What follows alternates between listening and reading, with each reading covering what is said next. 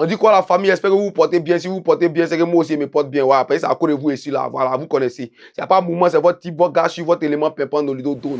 Aujourd'hui, là, c'est gants, il a porté pour me promener dans tout le pays, là. Voilà. Après, quand tu passes ici, les gens ont pris garde. Tu passes là-bas, les gens ont pris garde. C'est-à-dire, le monde veut se frapper. Le monde veut casser le dent de quelqu'un. Chacun veut casser le nez de quelqu'un. Le monde est en mode patrali. Parlant de patrali, il y a ce soir même le combat de Ngannou contre Renan Ferreira. Prenez position, on se pose et puis on discute de ça.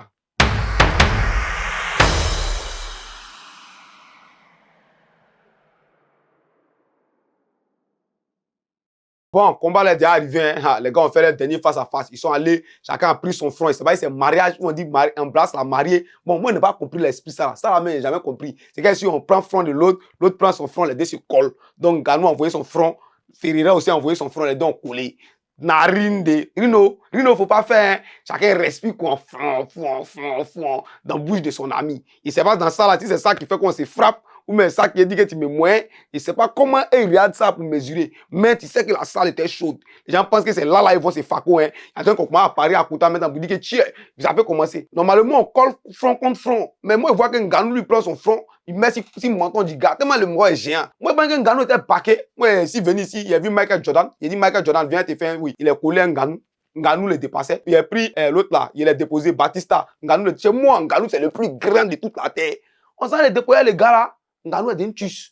Ngannou fait léger. Donc, c'est qu'elle sûr, moi, dans le mec que moi j'ai vu là, c'est chaud. Actuellement, en Arabie Saoudite, à Riyad, tout le monde est prêt pour ce combat-là. Ils ont bien payé tous les tickets là. Mais quand on regarde bien, tu vois que Ngannou, ça fait 1000 jours, il n'a pas fait MMA. Il avait besoin de jet. Il est venu causer à moi. Il a dit, ah, Ngannou, comme tu as besoin de jet là, faut partir faire boxe, elle est morte là-bas. Là-bas, il y a bon là. Donc, il est parti là-bas. Il s'est bien défendu. Arrivé là-bas, il a mis la croyée Tyson Fury. Il lui a donné un gnon. Ouais, des gnon bien préparé. Tyson Fury est parti visiter un peu le tapis. Mais il n'a pas gagné ce combat-là. Après, on a essayé de voir comment il va faire pour se relancer un peu. On lui a donné Anthony Joshua. Mais il a pris KO.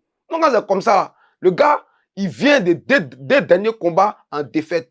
On voit un peu son esprit même là. Normalement, c'est pas trop ça. Il s'est dit quoi? Il sort d'un combat et puis tu sors d'un combat en tant que Francis Ngannou. Même si c'est pas la même discipline, tu sors d'un combat en KO. Ça travaille l'esprit. Peut-être que le jour du combat, au début du combat, ça peut lui revenir pour dire que non, il a pris un gnon, il ne faut pas me positionner quand il a pris un gnon, et ça fait douter. Quand c'est quoi? C'est un peu bizarre. Voilà. Et puis le gars aussi, il a perdu son fils. Donc tout ça là, tu sais que ça commence à peser. Moi, on espère que le jour J, colère et tout ça, il va faire ça dans un bon sac, c'est-à-dire un bon sachet noir pour donner à Renan Ferreira, c'est-à-dire un bottle de frappement, un bol d'énervement d'un frappement, d'un cassement de bouche, c'est-à-dire que tout ça, on met dans un gnon et ça vient lui 15 000, 200 000. Ah, le gars, il prend KO. Ça, c'est ce que moi, j'espère, en tout cas. Vous, ce que vous en pensez, mettez ça dans les commentaires. Parce que tout ça, là, ça fatigue l'esprit. Comment vous voyez, comment il va faire pour pouvoir s'en sortir? Ou bien, il y a les préparateurs qui vont venir lui expliquer les choses. Voilà, il y a tout ça là aussi.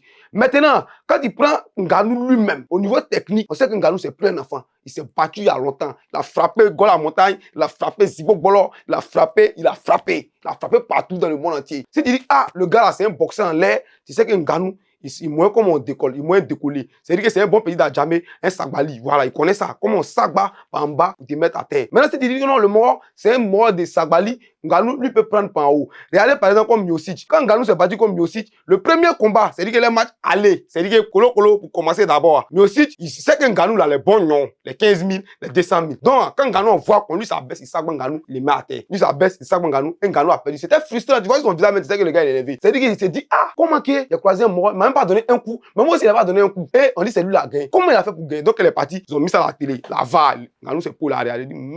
C'est une affaire de décollage. Donc, il est parti chez les professionnels.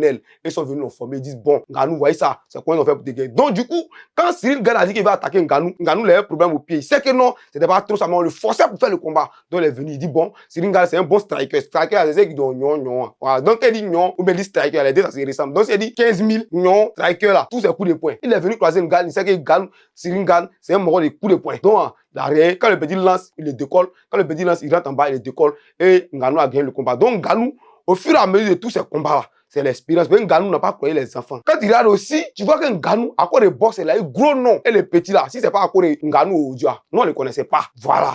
C'est-à-dire que c'est à cause de Ngannou. Donc, allez là, Ngannou même, il met sa carrière en jeu. C'est-à-dire qu'à cause du petit, comme il vient d'arriver dans un nouveau village, là-bas, vous prenez le terrain, on dit faut frapper, c'est lui qui frappait tout le monde ici. C'est comme à Djamé ici. Quand il vient, tu es Nyamoro, tu prends le terrain, on dit bon, c'est que si le terrain là est là, tout est là. Mais c'est lui là qui nous frappe ici. Si tu le frappes, on va te donner le terrain. C'est à cause de le mot, il a mis la ceinture en jeu. Et Ngannou lui dit bon, comme c'est quoi, il va faire le petit. Mais c'est Ngannou, comme on regarde, c'est Ngannou qui risque gros. Mais Ngannou la touille. Voilà. La touille. Le petit même, il sait que chez lui, là, quand il se couche, quand il rêve. C'est moi qui fait parler avec Ngannou. C'est moi qui fait parler avec Ngannou. C'est dans sa tête. Voilà. Et il y a le PFL Afrique qui va être lancé. Ngannou, c'est lui qui est le DG de sa bosse, veste de ça. Là, il ne veut plus faire parable. Lui, il veut jeter Gant, Mouma, mais il a déjà signé. Donc, il est obligé de faire parable. Donc, PFL Afrique qui a se lancé là. Ngannou, quand il est là-bas, il voit que non, si il paie, c'est-à-dire que s'il paie, il vient sinon, il dit, tiens, c'est un nouveau, il n'a pas dit fort. Donc, le gars, il paie trop. Donc, c'est pas bon. Et les gens vont se fâcher, ils vont dire, bon, le gars compte pas trop. Tu vois un peu, non, il va pas avoir poids. Donc, Ngannou se doit de Fako le petit. Tout ça là, moi, je me dis que ça fait la pression. Vous voyez ça en comment? Mettez ça dans les commentaires. Ou bien, mettez ça dans les commentaires. Comment vous voyez tout ça? Tout ça, ça fait beaucoup de pression si t'es de Ngannou lui seul. C'est-à-dire un père de famille qui a au moins 15 problèmes. Et puis, bon, c'est les problèmes. Et il doit se débattre avec. Donc, je me demandais comment il va faire pour frapper Renan Ferreira. Mais Renan Ferreira, c'est garçon. C'est beaucoup de muscles. 2,8 m, 120 kg. Ça, c'est l'homme. On dirait bœuf. Il est Digba quoi. Ça, elle ne va pas pousser depuis le Niger pour arriver ici. Et je vois le Renan Ferreira, je fouille dans cette statistique. Je vois que Renan Ferreira a fait 16 combats. Dans les 16 combats, il a fait 13 victoires, 3 défaites. Les 13 victoires, il a fait là, c'est 11 par KO, 2 par soumission. C'est-à-dire, le gars, s'il te croise, il te donne mon, tu dors. Il te donne Wano, tu dors. Tu djans. Lui, il n'y a pas quelqu'un qui va lui donner lui va dormir. Moi, je ne comprends pas lui là. Donc, il voit que non, le gars lui-même, lui, c'est combat. C'est soit il est KO, soit il est KO. Et Renan Ferreira, c'est rare qu'il aille au 3e round. Quand il va au 3e round, c'est que c'est chaud. Et la plupart du temps, quand il va au 3e round, il perd. Voilà. Donc, chez moi, si Ngannou dure un peu le combat, ça va beaucoup l'aider. Et quand tu vois le gars, tu sais que le gars est très puissant. Bon, peut-être à cause de Ngannou, il va aller bosser un peu la lutte un peu. Sinon, il n'est pas trop fort dedans. Voilà. C'est dur, son affaire d'aller au sol là. Et puis, vous connaissez, c'est les poids lourds. Les poids lourds là, c'est un peu bizarre chez eux. C'est pas tous les poids lourds qui maîtrisent un peu le sol. Mais le gars, il moins son corps, hein. C'est-à-dire que tu le vois, boudoum badam, boudoum badam. Il fait salto et ça. Moi, je sais pas comment il fait, mais il fait salto et ça. Donc, c'est un gars, il maîtrise. Et les gens disent que non, les gars, c'est l'avenir du MMA. Il y a certains même qui disent que le gars là, c'est si Ngannou met en train de baser sa carrière. C'est-à-dire que si il fait contre Ngannou, c'est-à-dire que s'il fait contre Ngannou, Dana White l'appelle à l'UFC. Genre en esprit, on le vole, on l'envoie, on l'enlève dans PFL là, on l'envoie à l'UFC. Arrivé à l'UFC là-bas, on lui donne John Jones le Fako, pour gâter le nom de Ngannou pour dire que le champion qui a frappé Ngannou, le voici notre champion de UFC là, l'a frappé. Là, quand ça diminue un peu Ngannou, en même temps ça diminue un peu le champion de PFL. Et vous voyez un peu près, dans l'esprit de tous les jeunes combattants là, ils veulent partir à l'UFC, on dit que c'est là-bas à Djer. Donc le gars actuellement, là, il a vu les mouvements, le gars s'est entraîné dur. Il s'est dit que ce combat là, c'est le combat de sa vie, le combat de sa réussite. Et comme je vous ai dit au départ, c'est Ngannou qui a plus à perdre dans ce combat. Mais on va conspirer. Vous connaissez, chez nous ici là, on n'a pas de trahison en Chine. Tout le monde, c'est la belle famille. On commence à conspirer pour Ngannou. C'est toi même qui sais que non, mon dernier billet de 10 000 là, il doit mettre ça sur Ngannou. C'est mon seul billet qui me reste. Donc quand il met ça sur Ngannou, tu dois sciencer. Moi et toute l'Afrique, on a un dernier billet, on a causé science.